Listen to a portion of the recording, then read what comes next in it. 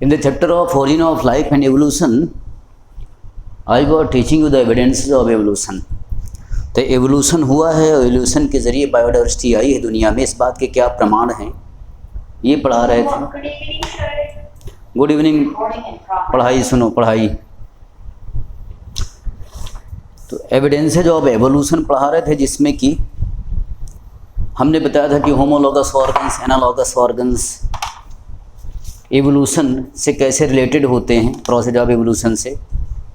और homologous organs adaptive radiation जिन animal में होता है जो डाइवर्जेंट एवोल्यूशन कराते हैं, उनमें डिफरेंट ऑर्गन्स ऐसे होते हैं जो कि इंटरनली तो सिमिलर होते हैं लेकिन बाहर से देखने में और काम करने के तरीके में अलगाव होता है। तो हमने बताया था adaptive radiation of the animals जो डाइवर्जेंट एवोल्यूशन है उससे होमोलॉगी की फिनोमेना एसोसिएटेड होती है। एडाप्टिव रेडिएशन के ज़रिए जो एनिमल्स डाइवर्जेंट एवोल्यूशन कर चुके हैं उन्हीं के ऑर्गन्स होमोलॉगस ऑर्गन्स होते हैं। और हमने होमवर्क में कहा था कि एडाप्टिव रेडिएशन इन मार्सुपियल्स, ये अपनी कॉपी में लिख लेना, और हमें पूरी उम्मीद है किसी ने नहीं लिखा होगा इसलिए वो हम लिखवा देते हैं। Adaptive radiation in marsupial animals,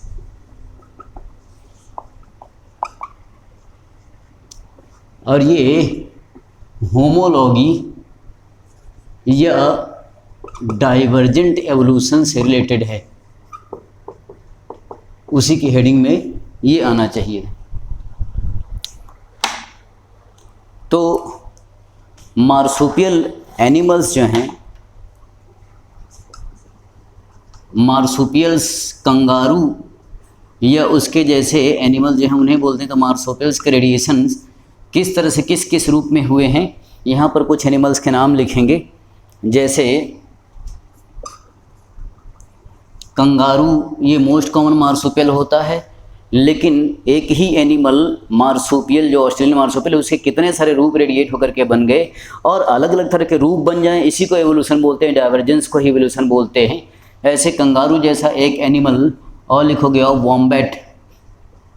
मैं बता दूं कि तुम्हारे हाथ में पेन और कॉपी होनी चाहिए, क्योंकि एवोल्यूशन एक ऐसा यूनिट है जिसमें कि इन्फॉर्मेशन से सूचनाएं हैं जो तुम्हें लिखनी होती हैं, याद करनी होती हैं। इसमें ज़्यादा समझने की बातें नहीं होती हैं, थोड़ा समझना, ज़्यादा इन्फॉर्मेशन लेना, उसको याद रखना। ये जानने और याद करने का चैप्टर है। यहाँ कोई बड़ी मैकेनिज़्म नहीं है किसी ने सामने देखा हुआ हो। वॉम्बेट जैसा एक और एनिमल बैंडिकूट, ये भी मार्सुपियल्स हैं। और कोआला, जिन्हें कि टेडी बियर कहते हैं, कोआला या टेडी बियर्स, ये भी मार्सुपियल ही होते हैं। फिर कुछ छोटे छोटे एनिमल्स छछूंदर जैसे होते हैं जिनको कि बोलते हैं मार्सुपियल मोल्स। ये जो भी हम लिख रहे हैं सिर्फ नाम लिख रहे हैं, इनकी तस्वीरें बना करके एनसीईआरटी ने बनाया हुआ है डायग्राम से।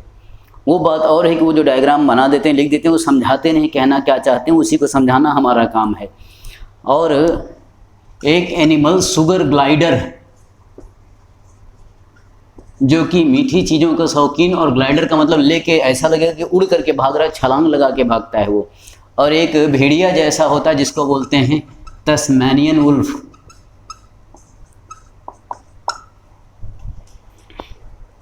Tiger cat, banded anteater, ये भी हैं। टाइगर कैट और बैंडेड आंट ईटर, मतलब आंट ईटर चींटी खोर, चींटी खाने वाला, जिसपे कि बॉडी में बैंड्स यानी धारियां बनी रहती हैं। और ये टाइगर कैट बिल्ली से मिलता जुलता होता है। और एक छोटा सा चूहे जैसा होता है मार्सुपियल रैट।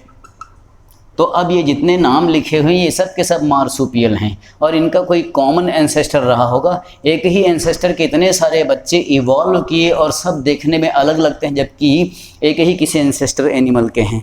तो एक ही टाइप का एनिमल है मार्सुपियल है कि उसके एब्डोमेन में मार्सुपियम पाउच है जिसमें कि बच्चे को वो पालन पोषण करते हैं, और उसके इतने सारे रूप आ जा रहे हैं। और बहुत सारे रूप आना, बायोडाइवर्सिटी होना, यही तो एवोल्यूशन है। और इस तरह से रेडिएट करके डिफरेंट फॉर्म में इवॉल्व करना, ये एविडेंस देता है एक एडेप्टिव रेडिएशन के ज़रिए एवोल्यूशन होने का, और एवोल्यूशन को प्रमाणित करता है। फिर एनालॉगस ऑर्गन की वजह से जो फिनोमेना कंक्लूड होती, निष्कर्ष में आती है, उसको क्या बोलते हैं? एनालॉगी या कन्वर्जेंट एडेप्टिव कन्वर्जेंस। वो जस्ट उल्टा है कि अलग अलग एनिमल्स एक जैसे दिखाई पड़ते हैं। अभी जो बताया क्या था, ये एक ही तरह के एनिमल्स जो अलग अलग तरह के दिखाई पड़ते हैं, ये होमोलॉगी है। इसका उल्टा कर दें कि अलग अलग तरह के एनिमल्स एक ही जैसे दिखाई पड़े, तो उसको क्या बोलते हैं? Adaptive convergence. और उनमें जो ऑर्गन्स होते हैं वो एनालॉगस ऑर्गन्स कहे जाते हैं। फिर हमने कहा था कि जो बहुत ज़्यादा डिफरेंस ना हो और स्लाइट डिफरेंस हो, और वो एक साथ एक ही माहौल में रहते हुए किसी बिल्कुल मिलते जुलते दो एनिमल्स में अडॉप्ट कर जाएं, तो इसको बोलते हैं क्या? Parallel evolution. पैरेलल एवोल्यूशन एक ऐसा एडेप्टिव कन्वर्जेंस होता है जहाँ पर टू स्लाइटली डिफरेंट ऑर्गेनिजम्स होते हैं जिनमें ज़्यादा डिफरेंस नहीं होता, लेकिन फिर भी डिफरेंस होता ही है, और उनके जो आगे बच्चे बनते हैं, डिसेंडेंट्स, वो एक दूसरे के बिल्कुल सिमिलर दिखाई पड़ते हैं। ऐसा लगता है कि बिल्कुल आपस में सगे भाई होंगे या जुड़वा भाई होंगे या बिल्कुल एक ही ऑर्गेनिजम हैं। तो इस तरह के एडेप्टिव कन्वर्जेंस के जरिए पैरेलल एवोल्यूशन होने का हमने एग्जाम्पल के रूप में बताया था कि ये होमवर्क में कर लेना, जो कि तुमने नहीं किया होगा, और हम उसको लिखवा दे रहे हैं। तो दो ऐसे मैमल्स जिनमें थोड़ा डिफरेंस, ज़्यादा डिफरेंट नहीं है, तो एक तरफ हम लिखते हैं मार्सुपियल। तो ऑस्ट्रेलियन मार्सुपियल्स क्या हो गए? हमने बताया था कि ये मैमल्स हैं जिनको कि मेटाथेरियन मैमल्स कहा जाता है, और इनके साथ पैरेलल एवोल्यूशन हुआ कि इनका जो ट्रू प्लेसेंटल एनिमल्स हैं, और ट्रू प्लेसेंटल एनिमल्स जिन्हें क्या कहा जाता है? यूथेरियंस कहा जाता है। दोनों मैमल्स ही हैं, ये सिमिलरिटी है, लेकिन थोड़ा सा इनमें डिफरेंस है कि इंट्रा क्लास जो है इनका अलग अलग है। ये मेटाथेरिया में आते हैं, यूथेरिया में आते हैं, लेकिन इनके दो ऐसे, एक इधर का देख लोगे, एक इधर का देख लोगे, दोनों एक दूसरे के बिल्कुल सिमिलर होंगे कि डिफरेंशिएट करना मुश्किल हो जाएगा कि कौन मार्सुपियल है और कौन रियल प्लेसेंटल यूथेरियन मैमल है। जैसे कि मार्सुपियल मोल है, मोल छछूंदर जैसा, इसके जस्ट पैरेलल या इक्विवेलेंट होता है जो रियल मोल होता है। और एंट ईटर जिसको कि न्यूम्बर्ट कहते हैं, न्यूम्बर्ट एंट ईटर, इसके पैरेलल प्लेसेंटल मैमल में होता है जिसको सीधे चींटीखोर या एंट ईटर कहते हैं। एक दूसरे के पैरेलल हैं ये। फिर तीसरा एग्जाम्पल लें, मार्सुपियल माउस, मूस जो होता है वो प्लेसेंटल माउस के इक्विवेलेंट होता है, या marsupial mouse is parallel to placental mouse. फिर कुछ ऐसे एनिमल्स होते हैं जिनकी बॉडी पे स्पॉट्स होते हैं मार्सुपियल्स में, जिनको कि स्पॉटेड कस्कस कहते हैं, वो लेमर के इक्विवेलेंट होता है, स्पॉटेड कस्कस। तो लेमर, लॉरसेस एंड टार्सियर्स ये बंदर से पहले के मैमल्स होते हैं, प्रोसिमियन जिनको बोलते हैं। फिर मार्सुपियल मोल्स में एक फैलेंजर, फ्लाइंग फैलेंजर कहा जाता है, जो उड़ता हुआ चमगादड़ जैसा लगता है, फ्लाइंग फैलेंजर उसका नाम है। और मार्सुपियल में फ्लाइंग फैलेंजर के पैरेलल होता है फ्लाइंग स्क्वैरल, जिसको कहते हैं उड़ने वाले गिलहरी।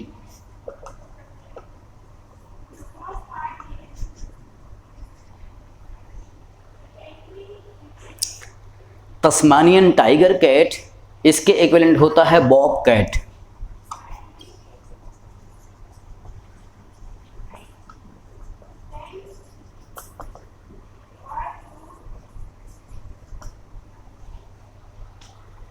फिर एक एग्जाम्पल और बताएंगे, तस्मानियन वुल्फ जो ऑस्ट्रेलियन मार्सुपियल में है, इसके इक्विवेलेंट प्लेसेंटल में भी वुल्फ होता है।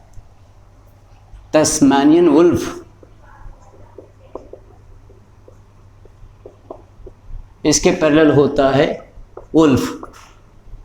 तो ये है पैरेलल इवोल्यूशन के एग्जाम्पल में कि ऑस्ट्रेलियन मार्सुपियल का कौन सा एनिमल है जो बिल्कुल पैरेलल इवॉल्व होकर के बिल्कुल उसी के जैसा ही दिखता है प्लेसेंटल मैमल्स में।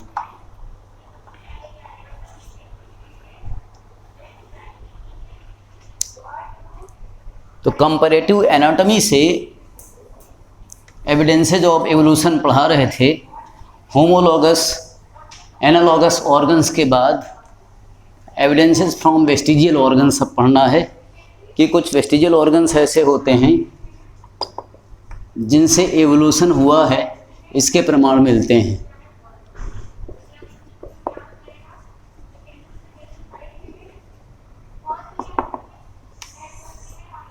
तो वेस्टिजियल ऑर्गन्स क्या होते हैं? जो आज प्रेजेंट हमारे बॉडी में, एनिमल्स की बॉडी में बिल्कुल रिड्यूस नॉन फंक्शनल फॉर्म में हैं और कुछ काम नहीं करते हैं, लेकिन हमारे एवोल्यूशनरी एंसेस्टर्स में ये वेल डेवलप्ड और फंक्शनल रहे होंगे, क्योंकि आज भी उन एनिमल्स में ये फंक्शनल स्टेज में पाए जाते हैं। इससे साबित होता है कि ऐसे एनिमल्स से जिनमें कि ये अंग आज भी फंक्शनल हैं, उन्हीं से हमारा एवोल्यूशन हुआ होगा, क्योंकि वो अंग हमारी बॉडी में अब फंक्शनल नहीं है, क्योंकि हमारी अब वो काम का नहीं, ज़रूरत का नहीं है, हमारे बॉडी और लाइफस्टाइल चेंज होने की वजह से। तो वेस्टिजियल ऑर्गन्स का डिफिनीशन क्या है? These are present as reduced, rudimentary and non-functional state presently, but was functional and well developed in evolutionary ancestor organisms। तो ऐसे ऑर्गन्स को हम वेस्टिजियल ऑर्गन्स कहते हैं। Present as reduced rudimentary non functional state presently but was functional well developed in evolutionary ancestral organisms. अब example देखें तो almost 100 vestigial organs in human body भी पाए जा सकते हैं, जिसमें कि कुछ एग्जाम्पल हम तुम्हें बताएंगे। जैसे एग्जाम्पल हो गया निक्टिटेटिंग मेम्ब्रेन। निक्टिटेटिंग मेम्ब्रेन जिसको कि प्लाइका सेमिलुनरिस भी कहते हैं। निक्टिटेटिंग मेम्ब्रेन या प्लाइका सेमिलुनरिस जो है, ये क्या है? हमारी आँखों के मेडियल साइड में एक हल्का सा रेडिश पिंकिश एक ट्रायंगुलर फ्लैप देखते हो तुम, उसी को ये बोलते हैं। और ये कहा जाता है कि ये वेस्टीज ऑफ थर्ड आईलिड।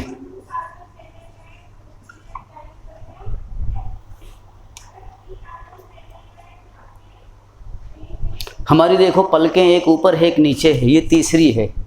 ये हमारे लिए काम की नहीं रही, क्योंकि जो पहले एनिमल्स थे उनमें मूवेबल नहीं होती थी आईलिड्स, तो ये फ्लैप ऐसे मूव करा करके आई के सरफेस को साफ कर लिया करते थे। और जब एवोल्यूशन होते थे हमारी आईलिड्स मूवेबल हो गई, तो हमें इसकी ज़रूरत नहीं पड़ी और ये रिड्यूस होकर के वेस्टिजियल ऑर्गन बन गया। ऐसे ही ईयर पिन्ना जो है ना, इसकी मसल्स हमारी नॉन फंक्शनल है, इसलिए हम ईयर पिन्ना को मूव नहीं कर सकते, जबकि गाय भैंस या बाकी एनिमल्स आज भी अपने कान के पिन्ना को ऐसे हिला सकते हैं, क्योंकि उनकी मसल्स वो फंक्शनल हैं। लेकिन जब हमारे हाथ ऐसे फंक्शनल हो गए कि हम इस तरह से अपनी सुरक्षा कर सकते हैं, मक्खी मच्छर कुछ काट रहा है तो ज़रूरत नहीं पड़ी कान को हिलाने की, तो वो वेस्टिजियल हो गए। तो ऑरिकुलर मसल्स, ऑरिकल्स बोलते हैं इनको, जो कान के बाहर ईयर पिन्ना है। These are the muscles of ear pinna, ये वेस्टिजियल हो गए। ऐसे ओरल कैविटी में हमारा जो विजडम टीथ जिसको बोला जाता है थर्ड मोलर, जब तक ये नहीं आता तब भी हमें कोई प्रॉब्लम नहीं होती है खाने में, चबाने में या बोलने में, मैस्टिकेशन ऑफ फूड करने में, या एस्थेटिक ब्यूटी के लिए भी उसका कोई इम्पोर्टेंस नहीं है। जब वो आता है उगता है तब ज़रूर जो है ना मुँह में दर्द और तरह तरह की परेशानियाँ होती लगती हैं, इम्पैक्टेड हो जाता है मोलर। तो थर्ड मोलर जो होता है जिसको क्या बोलते हैं, विजडम टीथ, अक्लमंदी का दांत, ये भी वेस्टिजियल ऑर्गन है। इनका अब हमारे लिए कोई काम नहीं है, लेकिन पहले जब इवोल्यूशन हो रहा होगा तो जैसे हॉर्स था उसमें एक खूब चौड़ा फंक्शन होगा, क्योंकि उसको चबा करके खाना है, चना खाना है, घास चबाना है, उसको मैस्टिकेट करना है। अब इसकी ज़रूरत होती नहीं हमें, तो ये वेस्टिजियल ऑर्गन हो गया। ऐसे ही डाइजेस्टिव सिस्टम पढ़ाते हैं, एलिमेंट्री कैनाल से एसोसिएटेड। लार्ज इंटेस्टाइन में सीकम से निकला हुआ एक ब्लाइंड पाउच होता है जिसको कहते हैं क्या, वर्मीफॉर्म अपेंडिक्स। तो वर्मीफॉर्म अपेंडिक्स ये भी क्या है, एक वेस्टिजियल ऑर्गन है। ये एक लिम्फॉइड पाउच होता है जिसके अंदर लिम्फोसाइट्स की प्रोसेसिंग भी हो सकती है। और ये कहाँ होता है, with caecum of the large intestine, caecum का एक ब्लाइंड पाउच होता है ये। तो ये हमारे एवोल्यूशनरी एंसेस्टर एनिमल में फंक्शनल होता था, किस लिए, सेलुलोज का डाइजेस्ट करने में। गाय भैंसों में, हर्बीवोर्स में ये अभी भी फंक्शनल है। लेकिन उन्हीं से जब धीरे धीरे करके एवोल्यूशन आगे हुआ कि फिर आगे बंदर बने, गोरिल्ला, चिंपैंजी और इंसान बन गया, तो हम भोजन को पका करके खाने के आदी हो गए और आ गया हमें। तो अब हम फूड को कुक करके खाते हैं, सेलुलोज यानी कच्चा चारा चबाने की हमें कोई ज़रूरत नहीं पड़ती है। तो इसकी ज़रूरत नहीं पड़ी सेलुलोज डाइजेशन करने की, और हम सेलुलोज को डाइजेस्ट नहीं कर सकते हैं। सेलुलोज हमारे भोजन में, हरे पत्तेदार सब्जियों में जो भी होता है वो फाइबर्स के रूप में रहता है बिना डाइजेस्ट हुए, और वो डिफिकेशन कराने में, लैक्सेशन यानी स्टूल को सॉर्ट करके साफ, पेट को साफ कराने में हेल्प करता है सिर्फ।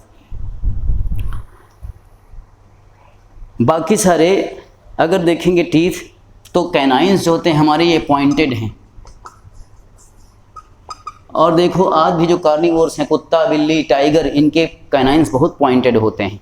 और वही टीथ हमारे में भी औरों के अपेक्षा ज़्यादा पॉइंटेड है। मतलब इंसाइजर, प्री मोलर, मोलर देखें तो उनमें पॉइंट नहीं है, लेकिन ये नुकीला इसलिए होता है क्योंकि हमारा एवोल्यूशन भी ऐसे ही एनिमल से हुआ होगा जिनमें पॉइंटेड कैनाइन था, क्योंकि वो मांसाहार को पकड़ कच्चा चबा करके ऐसे खींचते थे। लेकिन धीरे धीरे करके इंसान जो भी मांसाहारी हैं उसको पका कर खाने लगे, तो उसको खींच खींच के खाने की जरूरत नहीं पड़ी। तो कैनाइंस वो थोड़ा सा छोटे हो गए, रिड्यूस हो गए, लेकिन उनमें पॉइंट्स अभी भी बने हुए हैं, नुकीलापन अभी भी होता है। तो ये तो रहे ह्यूमन में कुछ वेस्टिजियल ऑर्गन्स के एग्जाम्पल। अदर एनिमल्स में,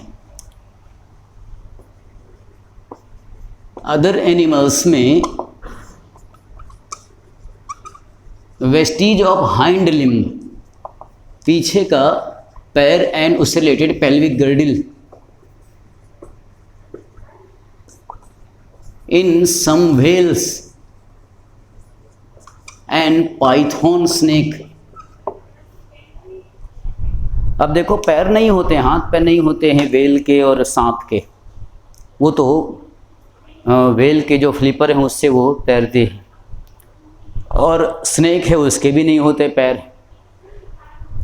लेकिन लैमार्क जैसे महान इवोल्यूशनिस्ट ने बताया था कि during the course of evolution ऐसे ऑर्गन्स जो जीवन में परेशानी करते थे, उनका कोई फ़ायदा नहीं था, वो धीरे धीरे ख़त्म होते गए, वेस्टिजियल बन गए। आज भी देखो स्नेक क्या है, रेप्टाइल है, और रेप्टाइल एक लिजर्ड से आप कंपेयर करो, लिजर्ड जैसा स्नेक कभी होता रहा होगा, उसमें भी हाथ पैर होते रहे होंगे।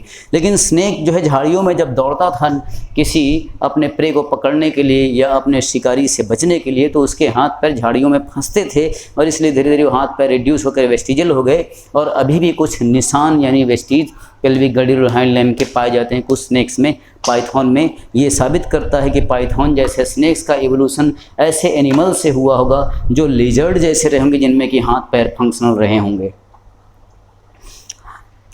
ऐसे ही प्लांट्स में भी कुछ पार्ट्स ऐसे होते हैं जो वेस्टिजियल होते हैं, जैसे स्टैमिन फंक्शनल होकर के स्टैमिनोड के रूप में है, और पिस्टिल फंक्शनल होकर के पिस्टिलाइड्स के रूप में है। कहाँ? कुकुरबिटेसी फैमिली में। इन cucurbits स्टैमिन्स as staminode and पिस्टिल्स as पिस्टिलोड।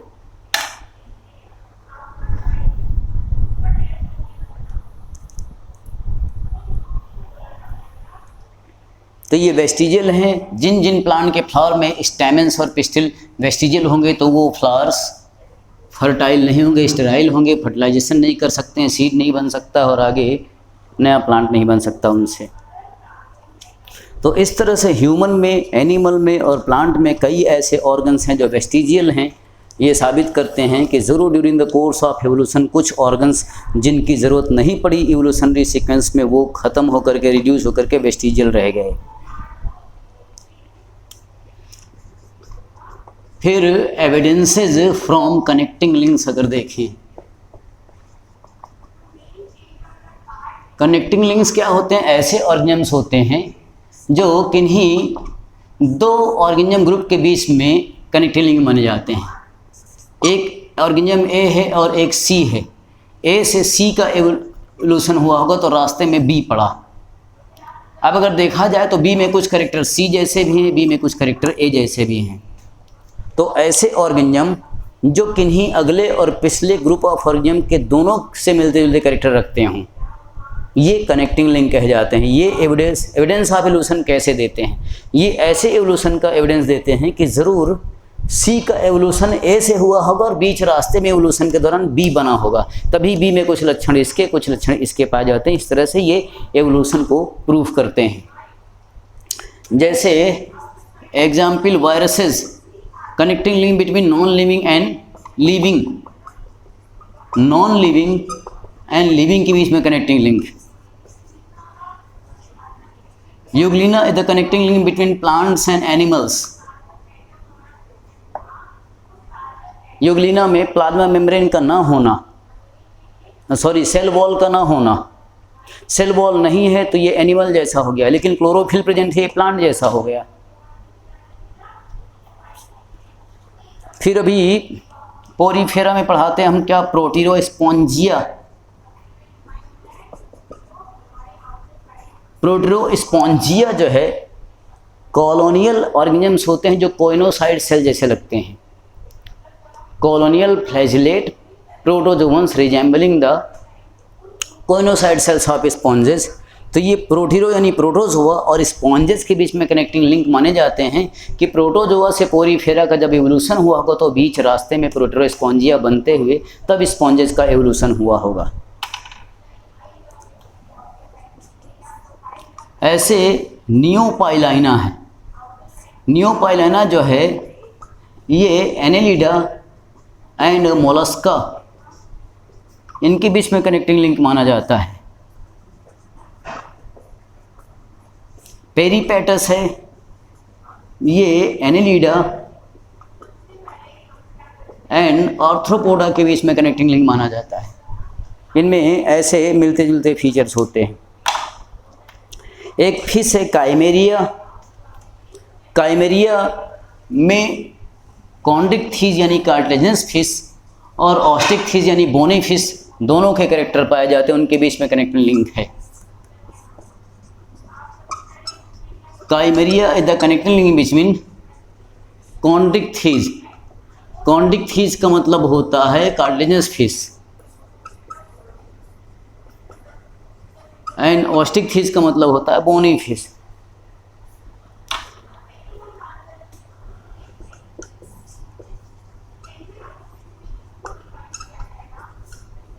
Lung fishes,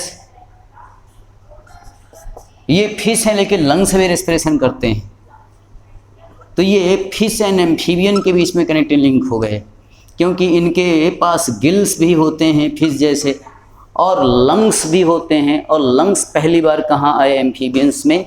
तो ये ऐसी फिश हैं जिनसे कि एम्फीबियंस का एवोल्यूशन होगा, इसलिए इसमें फिश जैसे गिल्स और एम्फीबियन जैसे लंग्स भी पाए जाते हैं।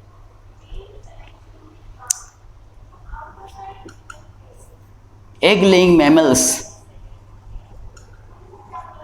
मैमल्स का जनरल कैरेक्टर ये होना चाहिए कि वो विविपेरस होते हैं, ओविपेरस नहीं होते हैं। विविपेरस होने का मतलब कि वो बच्चे देते हैं, अंडे नहीं देते हैं। लेकिन मैमल से पहले के क्लास देखें, क्या class reptilia, class Aves birds और फिर मैमल्स, तो वो तो अंडे देते हैं। अब रेप्टाइल्स से जब मैमल्स का एवोल्यूशन हुआ तो उनमें कुछ आदतें कुछ मैमल्स में रेप्टाइल्स जैसे रह गई। क्या? अंडे देना। तो एग लेइंग मैमल्स जो होते हैं जिन्हें क्या कहा जाता है? प्रोटोथेरियंस कहा जाता है।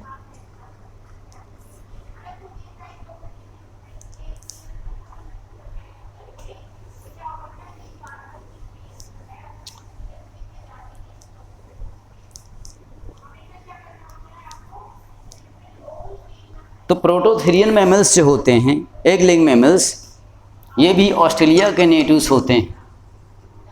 मैमल्स होते भी इनमें अंडे देने की प्रवृत्ति ये साबित करती है कि these are the connecting links between reptiles and mammals. Reptiles और मैमल्स के बीच में ये कनेक्टिंग लिंक्स हैं। अब एग्जाम्पल कुछ ले लें, जैसे कि डक बिल प्लेटीपैड, ऑर्निथोरिंकस।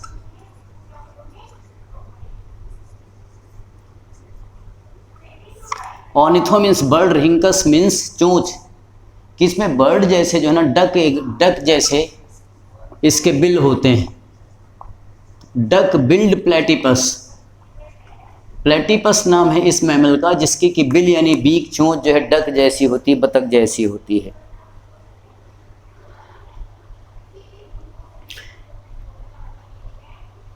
तो ये एग लेइंग मैमल्स में ऑर्थोरिंकस हो गया। और भी कुछ हैं, जैसे एकिडना है, ज़ैग्लोसस है। डकबिल प्लेटिपस को डकबिल मोल भी कहते हैं। दूसरा एग्जाम्पल क्या? एकिडना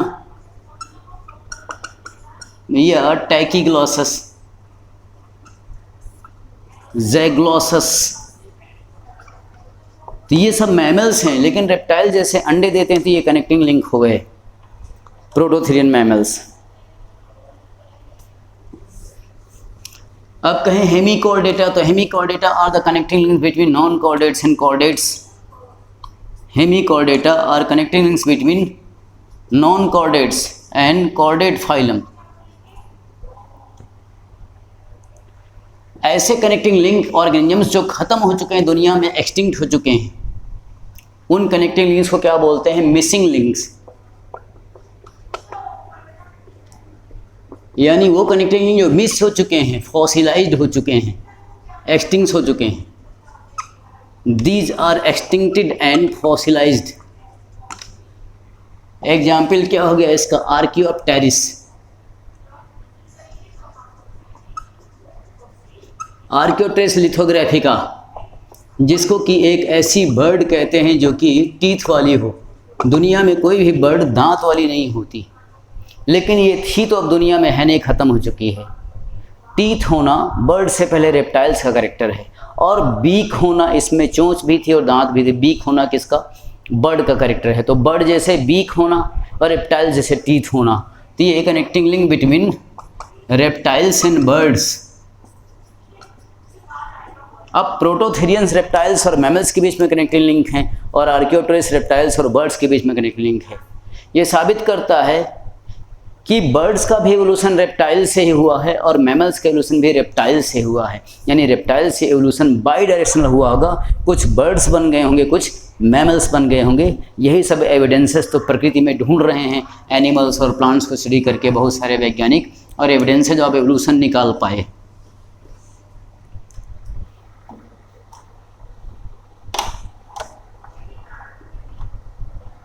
ये झूठी आस्थाओं और विश्वास से हट करके वैज्ञानिक प्रकृति में छिपे हुए रहस्यों को ढूंढते हैं और उसको प्रमाण के रूप में उजागर करते हैं, और इस बात का ज्ञान, विज्ञान और प्रतिभा ये उन्हें सुपर नेचुरल पावर यानी ईश्वर ने ही दी हुई होती है।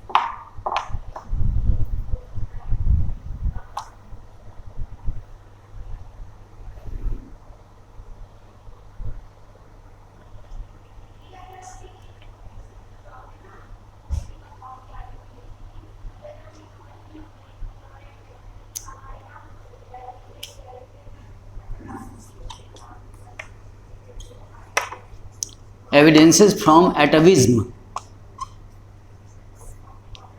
अभी हमने क्या बताया था? वेस्टिजियल ऑर्गन्स वो होते हैं जो काम नहीं करते हैं, बस रिड्यूस फॉर्म में प्रेजेंट रहते हैं। कभी अचानक किसी पीढ़ी में आदमी के किसी बच्चे में कोई वेस्टिजियल ऑर्गन फंक्शनल फॉर्म में पाया जाए, उसी को बोलते हैं एटाविज्म। जैसे हमने कहा कि आदमी अपने कान हिला नहीं सकता, लेकिन किसी आदमी के यहाँ एक ऐसे बच्चे का जन्म हो जिसके कान बड़े बड़े हों, जैसे कि गाय या भैंस के कान होते हैं, और वो ऐसे से हिला रहा हो, तो ये एविडेंस दे देगा कि ज़रूर इंसान कभी ऐसे जानवरों से इवॉल्व हुआ होगा, तभी वो लक्षण अभी भी कभी कभी प्रकृति में देखे जा सकते हैं। तो atavism is the sudden reappearance of certain evolutionary ancestral characters, जिसको एटाविज्म बोलते हैं। ऐसे कैरेक्टर को एटाविस्टिक कैरेक्टर्स बोलते हैं। ह्यूमन के वेस्टिजियल ऑर्गन्स में एक ऑर्गन और भी लिख लेना, क्या? टेल वर्टिब्री, पूंछ जहाँ होती जानवरों की, वहाँ पर इंसान की भी पूंछ छोटी सी होती, छिपी हुई। टेल वर्टिब्री बोन जो होती हैं, ये क्या होती? कॉक्सिक्स बोन बोलते हैं। ये भी वेस्टिजियल ऑर्गन है, क्योंकि आदमी के पूंछ तो नहीं होती पूरी, लेकिन पूंछ के अवशेष होते हैं टेल के। ये साबित करता है कि इंसान के एवोल्यूशन भी ऐसे पूंछ वाले जानवर, बंदर जैसे से हुआ होगा, तभी छोटी सी पूंछ वेस्टिजियल आदमी की भी होती है। कॉक्सिक्स या chordal vertebrae.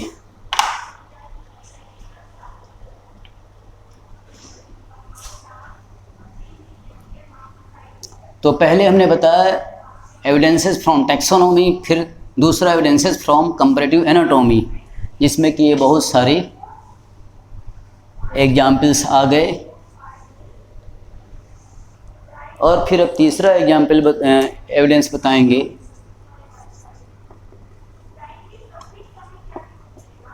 Evidences from palaeontology. Palaeontology is simply the study of fossils. Fossils की स्टडी को बोलते हैं पैलिएंटोलॉजी। पैलिएंटोलॉजी पढ़ने के लिए दो चीज़ों का नॉलेज चाहिए। एक तो जियोलॉजी, भूगर्भ शास्त्र, और फिर उससे निकले हुए जो स्पेसिमेन है उनकी biology,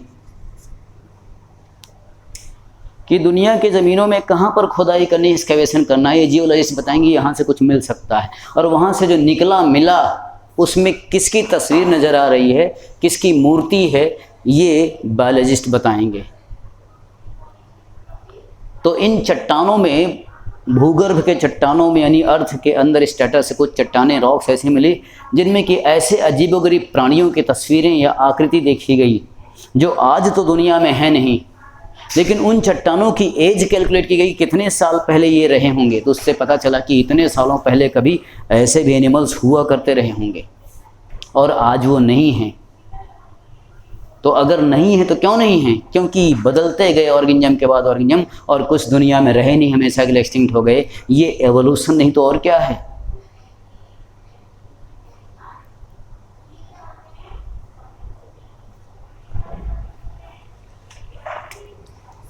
Fossils are the remains of mostly hard part of the past organisms in earth strata, mostly on rocks। और ये फॉसिल्स जो हैं, these are the direct document in favour of organic evolution. Fossils are the direct documents in favour of organic evolution. Organic evolution के पक्ष में सबसे बड़े सबूत ये हैं fossils.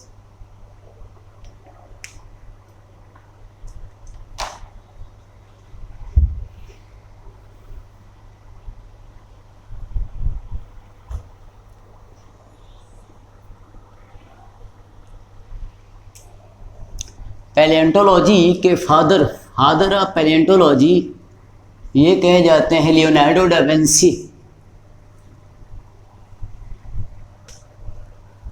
Father of palaeontology Leonardo da Vinci, और ये एक इटालियन पेंटर थे, और इन्होंने पेंटिंग में कई सारे फॉसिल्स की तस्वीरें बना रखी थी। और मॉडर्न फाउंडर ऑफ पैलियोंटोलॉजी ये ऑनर दिया जाता है जॉर्ज क्यूवियर को।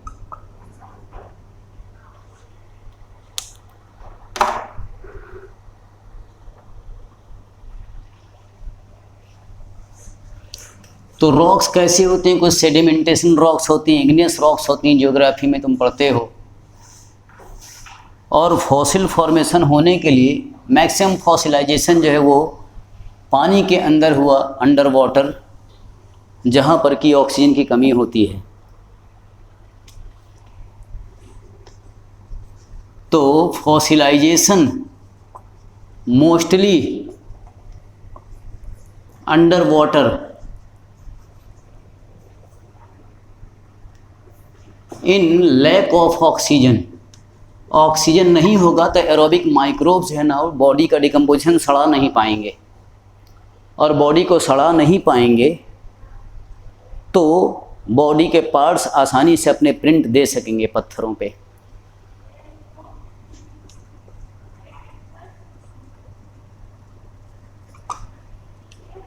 Mostly under water in lack of oxygen on rocks.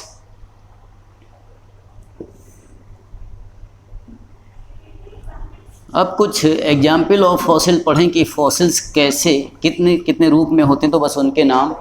जैसे कुछ फॉसिल्स हैं जिनमें बिल्कुल चेंज नहीं आता है, तो उन्हें अनअल्टर्ड फॉसिल्स बोलते हैं, कि कोई अल्ट्रेशन उसमें खास नहीं हुआ है कि एज सच वो मिल गए। जैसे कि एलिफेंट जैसा एक बड़ा सा जानवर जो है लगभग 25,000 साल पुरानी उसकी बॉडी थी, और उसको मैमोथ कहते, अफ्रीकन वोलियन मैमोथ। तो मैमोथ की बॉडी 25,000 सालों बाद भी बिल्कुल फ्रेश और ताज़ी पाई गई थी, और उसकी बॉडी एज सच ऐसी मिली जैसे कि वो मरा था, क्योंकि पूरी जब से वो मरा उसकी बॉडी लगातार बर्फ़ के अंदर ही ढकी रही, और लगातार जहाँ बर्फबारी होती तो बर्फ़ कभी हटी नहीं, तो उसकी बॉडी सड़ी नहीं, और वो एज सच मिल गया। कुछ होते हैं पेट्रीफाइड फॉसिल्स, जिनमें कि कैल्सिफिकेशन ज़्यादा हो चुका होता है। बस फॉसिल्स के नाम हैं माउल्ड्स, कास्ट, प्रिंट्स। कुछ माउल्ड्स के रूप में होते हैं, कुछ कास्ट्स के रूप में होते हैं, कुछ प्रिंट्स के रूप में होते हैं। और पोलन ग्रेन के फॉसिल्स को क्या बोलते हैं? पैलिनो फॉसिल्स। पैलिनो फॉसिल्स बहुत ही छोटे माइक्रोस्कोपिक फॉसिल्स होते हैं, क्योंकि पोलन ग्रेन के ऊपर स्पोरोपोलिन की हार्ड एक मेम्ब्रेन होती है, जो कि लिपिड रिच मटेरियल होता है, यूविस बॉडी से सिक्रीट होता है टैपेटम के जरिए। तो स्पोरोपोलिन जो है ना, पोलन ग्रेन का भी फॉसिलाइजेशन करा देता है। अब खुदाई से अगर कोई बहुत पुराना फॉसिल मिला तो ये कितना पुराना रहा होगा ये कैसे जानेंगे? तो कुछ तरीके होते हैं उस चट्टान की एज कैलकुलेट करने के लिए। Age determination of fossils.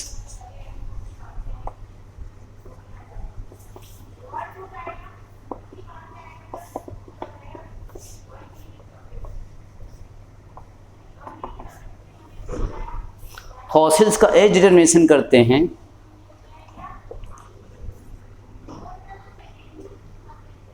जैसे by carbon dating.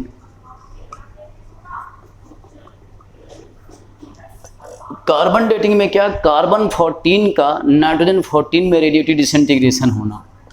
Carbon 14 nitrogen 14 में रेडियो एक्टिव डिसइंटीग्रेशन होता है। अब जो फॉसिल पाया गया उसमें देखा गया कि कार्बन 14 अभी जो प्रेजेंट है वो 1/8 है, इसमें रेडिएटिविटी बनी हुई है।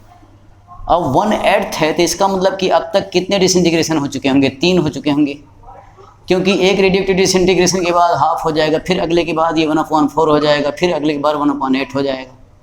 इसका मतलब अब तक 3 रेडियोएक्टिव डिसइंटीग्रेशन हो चुके होंगे। और अगर इसकी टी हाफ वैल्यू मान लो 5000 साल है कार्बन 14 की, तो 3 रेडिएटिव डिसइंटीग्रेशन हो गए तो 15000 साल से भी ज़्यादा जो है ना हो चुके होंगे अब तक इसको 3 डिसइंटीग्रेशन करने में। 15000 साल से पुराना ये चट्टान होगा, फॉसिल होगा। इस तरह से एज कैलकुलेट की जाती है। लेकिन तरीके और भी रेडिएटिव डिसइंटीग्रेशन के, जैसे कि यूरेनियम लेड मेथड होता है। Uranium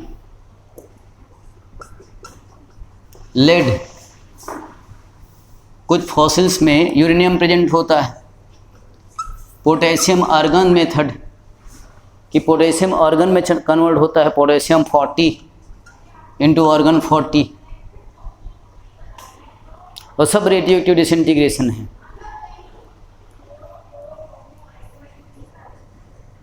used to study hominid fossil, यानी आदमी का एवोल्यूशन स्टडी करने में पोटेशियम आर्गन मेथड बहुत हेल्पफुल रही है।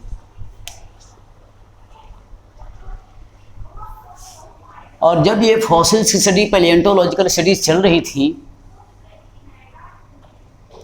तो ये पता चला, देखने में आया कि during the evolution, long course of evolution, कम से कम 5 एपिसोड ऑफ मास एक्सटेंशन हो चुके थे। There was 5 episodes of mass extinctions of organism.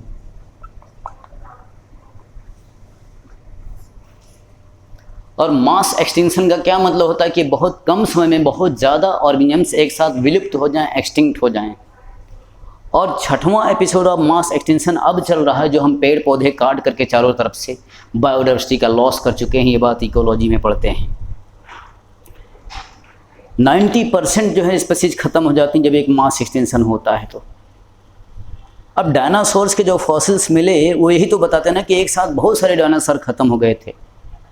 तो डायनासोर्स का जो लार्ज स्केल एक्सटेंशन हुआ रहा होगा, वो क्यों हुआ होगा? अंदाज़ा लगाएगा कि शायद कुछ क्लाइमेटिक चेंजेस के साथ अडेप्ट नहीं कर पाए थी और कुछ खतरनाक रेडिएशंस निकली थी, उन्होंने इन सबको ख़त्म कर दिया। बहुत सारे डायनासोर्स एक साथ मर गए। तो ये क्रिटेशियस टर्सरी पीरियड में example,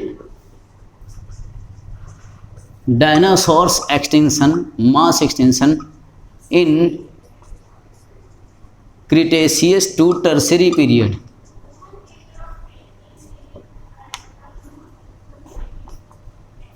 Due to harmful radiations and climatic changes.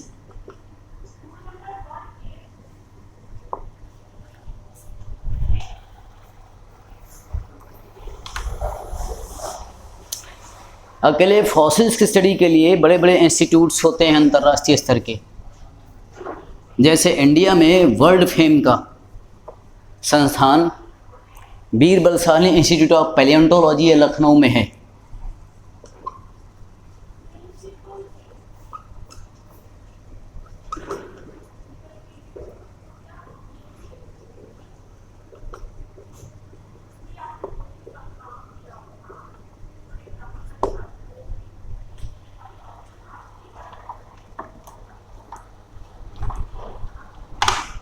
Lucknow में विश्व स्तर के कई इंस्टीट्यूट्स हैं। एक नाम जो आप देख रहे हो, national botanical garden and national botanical research institute, सबसे पहला चैप्टर सिस्टमेटिक्स वहाँ पर है, वो लखनऊ में है। और सहेली नाम की कॉन्ट्रासेप्टिव पिल जो वैज्ञानिकों ने बनाया, वो बनाया किसने? Central drug research institute CDRI Lucknow के साइंटिस्ट ने। इंडियन टॉक्सिकोलॉजी रिसर्च इंस्टीट्यूट वो भी लखनऊ में है। और विश्व प्रसिद्ध medical university king George medical university वो भी लखनऊ में। तो बहुत वैज्ञानिक महत्व का शहर है लखनऊ, उत्तर प्रदेश की राजधानी।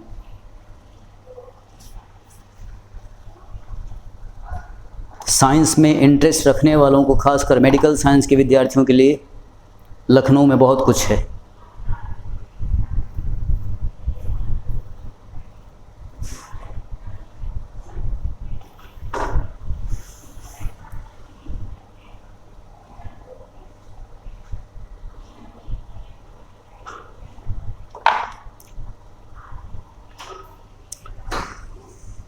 कुछ एनिमल्स ऐसे जो फॉसिल्स नहीं हैं, फिर भी उन्हें फॉसिल्स कहा जाता है, लिविंग फॉसिल्स।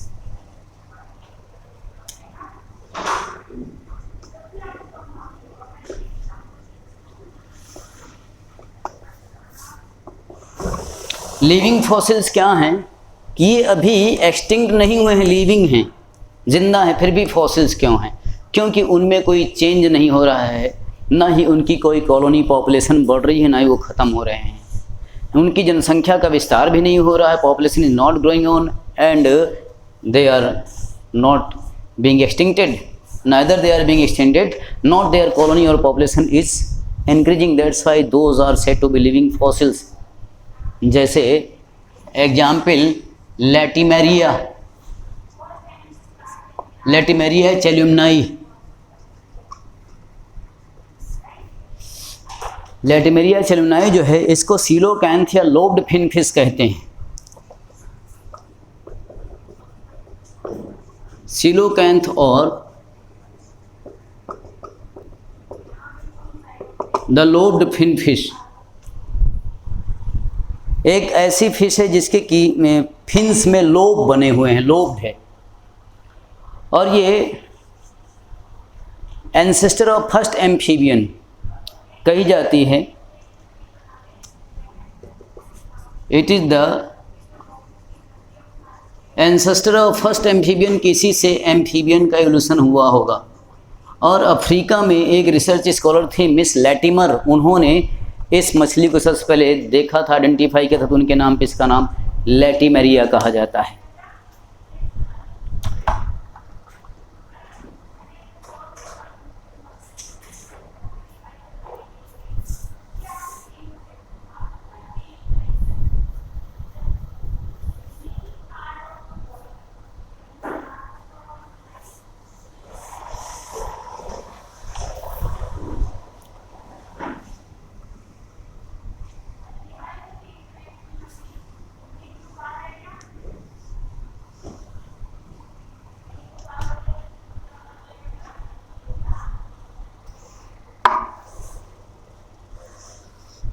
ह्यूमन के एवोल्यूशन के बहुत सारे स्टेज स्टडी हुए।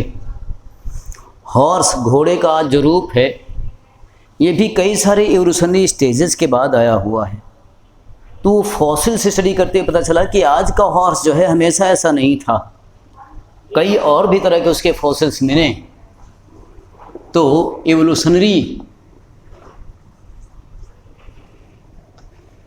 Stages of horse which has been studied through their fossils। अब कौन कौन से रूप, उनको नाम क्या दिए गए जो फॉसिल्स में देखे गए? सबसे पहले नॉर्थ अमेरिका में इयोहिप्पस नाम का हॉर्स था, जो बहुत छोटा था, बकरी के साइज का था, और इसका नाम हाइरेकोथेरियम भी था, जिसको कि डॉन हॉर्स कहा गया उसके फॉसिल को। लेकिन उसके बाद और भी जो फॉसिल्स हैं सबके नाम दिए गए, जैसे कि ओरोहिप्पस। तो क्या क्या रूप फॉसिल्स में उनको नाम दिए गए हैं, सिर्फ ये नाम पहचानना है कि इन स्टेजेस के थ्रू एवोल्यूशन हुआ था। मीजोहिप्पस, मेरीचिप्पस,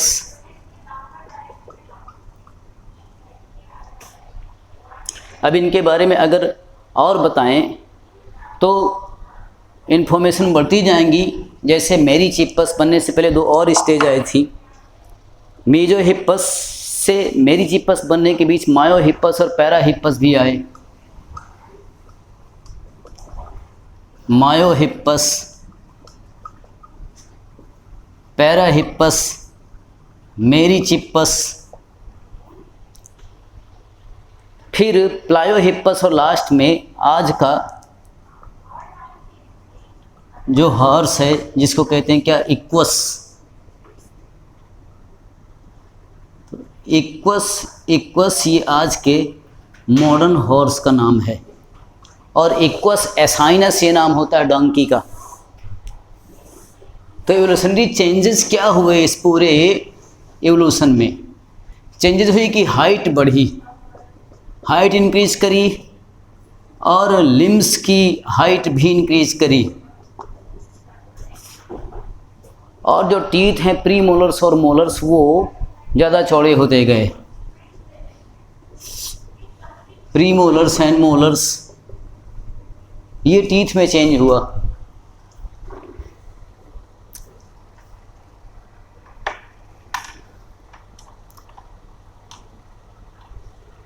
तो साइज ऐसे बढ़ती गई प्री मोलर्स और मोलर्स की कि वो घास को चबाने के लिए उनके लिए हेल्पफुल हों। और इनके पैरों में जो उंगलियां हैं, डिजिट्स हैं, वो स्प्लिंट होती गईं।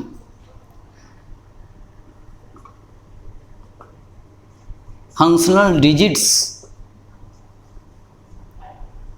बिकम स्प्लिंट या वेस्टिजियल होती गई। और सिर्फ बीच की एक उंगली है जो थोड़ा देखने में बड़ी दिखाई पड़ती, बाकी सब रिड्यूस हो गए ताकि दौड़ने में उन्हें चोट न लगे हाथ पैर में। तो ये सारे चेंजेस होते रहे हॉर्स एवोल्यूशन में कि height of body and limbs ये बढ़ते गए, प्री मोलर मोलर की साइज बढ़ती गई, और जो स्ट्राइकिंग ऑन द ग्राउंड हाथ और पैर में उनके फोर लिम्स और हाइंड लिम में जो उंगलियां थी ये ख़त्म होती गई। सिर्फ एक जो है ना फंक्शनल डिजिट रही, बाकी सब जो वेस्टिजियल हो गए जिसको स्प्लिंट बोन्स कहते हैं। तो थोड़ा सा आइडिया होना चाहिए कि ये चेंजेस हुए होंगे एवोल्यूशन ऑफ हॉर्स में। बहुत ही रेयरली कभी कभार कोई क्वेश्चन सामने मिल जाए इस पे बेस, तो बहुत ही डिटेल्ड तो नहीं, लेकिन कंक्लूजन क्या निकलता है ये तो कुछ आइडिया होना चाहिए कि हॉर्स के बदलते हुए एवोल्यूशनरी स्टेजेस में क्या खास बदलाव हुए रहे होंगे। ये फॉसिल्स की स्टडी से क्या पता चला। फिर आगे एविडेंस है एम्ब्रियोलॉजिकल एविडेंसेस ऑफ एवोल्यूशन।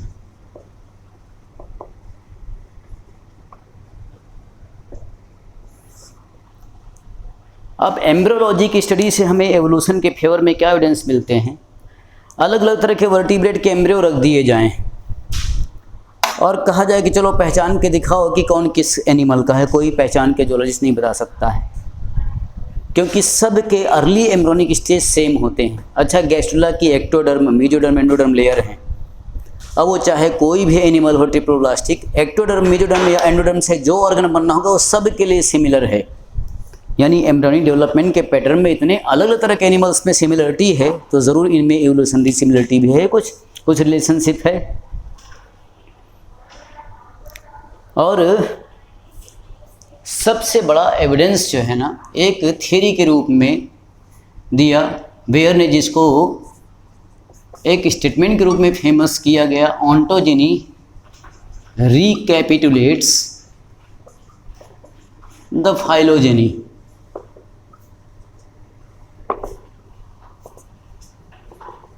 इसको बोलते हैं क्या, recapitulation theory by Ernst Haeckel. Ernst Haeckel ने इस पे ज़्यादा वर्क करके प्रूव किया था, लेकिन इसको फॉर्मली पहले इसको बेयर्स लॉ भी कहा जाता था, on the name of von Baer, जो हैं फादर ऑफ मॉडर्न एम्ब्रियोलॉजी। लेकिन इसको सिद्धांत को पॉपुलराइज कराया अर्नस्ट हैकेल ने रिकैपिटुलेशन थ्योरी के रूप में कि ऑन्टोजेनी किसी भी एनिमल की होगी या प्लांट की होगी तो अपनी फाइलोजेनी यानी एंसेस्ट्रल एवोल्यूशनरी हिस्ट्री को रिकैपिटुलेट करेगा, रिपीट करेगा। ऑन्टोजेनी मीन्स लाइफ हिस्ट्री और फाइलोजेनी क्या है, ये एवोल्यूशनरी हिस्ट्री है कि हर ऑर्गेनिज्म अपनी लाइफ हिस्ट्री में अपनी एवोल्यूशनरी हिस्ट्री को रिकैपिटुलेट करता है। जैसे आदमी का बच्चा 9 महीने के दौरान जब पल रहा है तो ह्यूमन फीटस को ही आप हार्ट को देखो, पहले 2 चैम्बर बनता है, फिर 3 चैम्बर, फिर वो 4 चैम्बर आता है। ये क्या बता रहा है कि आदमी का एवोल्यूशन कभी 2 चैम्बर फिश जैसे एनिमल से हुआ, फिर 3 चैम्बर एम्फीबियन जैसा, फिर 4 चैम्बर वो बर्ड्स और मैमल जैसा हो गया। ये पुरानी हिस्ट्री को दिखा रहा है आदमी का विभ्रूण। नहीं तो फिश लाइक कैरेक्टर्स ये क्यों है in tadpole larva of frog, frog का टैडपोल वो फिश जैसा इसलिए लगता है क्योंकि वो बता रहा है कि फ्रॉग जैसे एम्फीबियन फिश जैसे इवोल्यूशनरी एंसेस्टर से बने होंगे।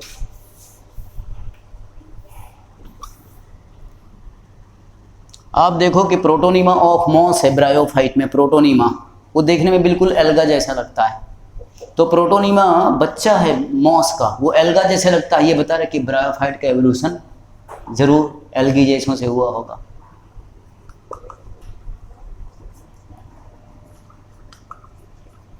Algal characters in protonema of moss.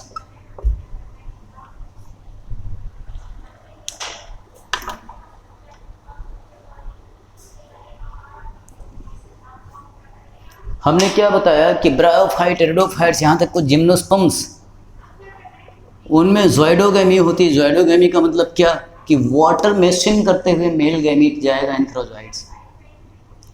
ज़ोइडोगैमी in bryophytes and pteridophytes.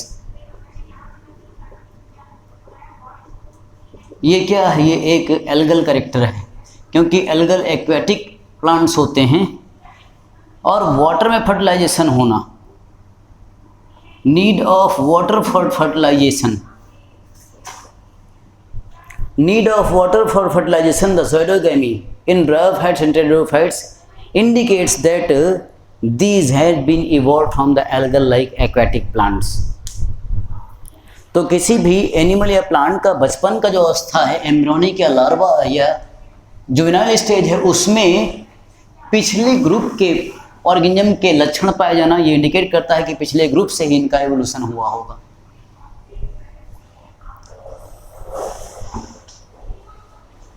अगर आदमी के ब्लड और ब्लड ग्रुप को स्टडी किया जाए और फिर ये देखने की कोशिश करें कि ऐसे कौन से एनिमल्स हैं जो आदमी के सबसे नज़दीकी हैं,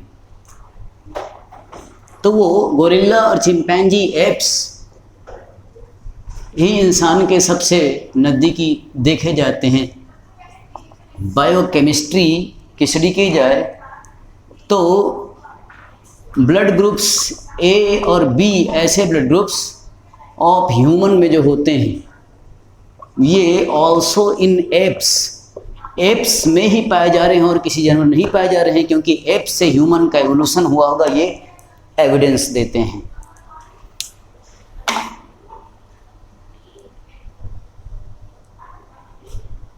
तो ये था chapter of evidences of evolution, ये यहाँ कंप्लीट हुआ।